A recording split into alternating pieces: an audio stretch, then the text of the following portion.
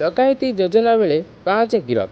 କାଶୀପୁରଠାରେ ଡକାୟତି ଯୋଜନା ଚାଲିଥିବା ବେଳେ କାଶୀପୁର ପୁଲିସ ଚଢ଼ାଉ କରି 5 ଜଣଙ୍କୁ ଗିରଫ କରିଛି। ଘଟଣାସ୍ଥଳରୁ ମାରଣାସ୍ତ୍ର ଜବତ ସହ ବାଇକ୍ ଓ ଅନ୍ୟ ସାମଗ୍ରୀ ଜବତ କରାଯାଇଛି।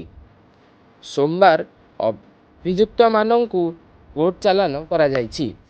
ପୁଲିସ ସୂଚନା ଅନୁଯାୟୀ କାଶୀପୁର ଥାନା ଏସ୍ଆଇ ବିକାଶ କୁମାର ପଟେଲ ରବିବାର ରାତିରେ ପେଟ୍ରୋଲିଂ କରୁଥିବା ସମୟରେ କାଶୀପୁରର ଶିବ ମନ୍ଦିର ନିକଟରେ କେତେଜଣ ଡକାୟତ ଯୋଜନା କରୁଥିବା ନେଇ ବିଶେଷ ସୂତ୍ରରୁ ଖବର ପାଇଥିଲେ।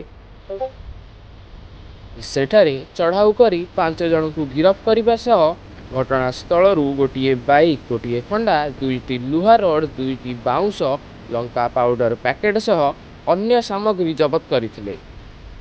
ଅଭିଯୁକ୍ତମାନଙ୍କୁ ଥାନାରେ ପଚରାଉଚରା କରିବା ବେଳେ ଡକାୟତି ଯୋଜନା କରିଥିବାର ନେଇ ସେମାନେ ସ୍ୱୀକାର କରିଥିଲେ। ଏନେଇ କାଶୀପୁର ଥାନାରେ ଏକ ମାମଲା ରୁଜୁ କରାଯାଇଛି। ଘଟଣାର ଅଧିକ ତଦନ୍ତ ଚାଲିଛି। ଅଭିଯୁକ୍ତମାନଙ୍କ ନାମରେ ପୂର୍ବରୁ ମଧ୍ୟ ମାମଲା ରହିଛି।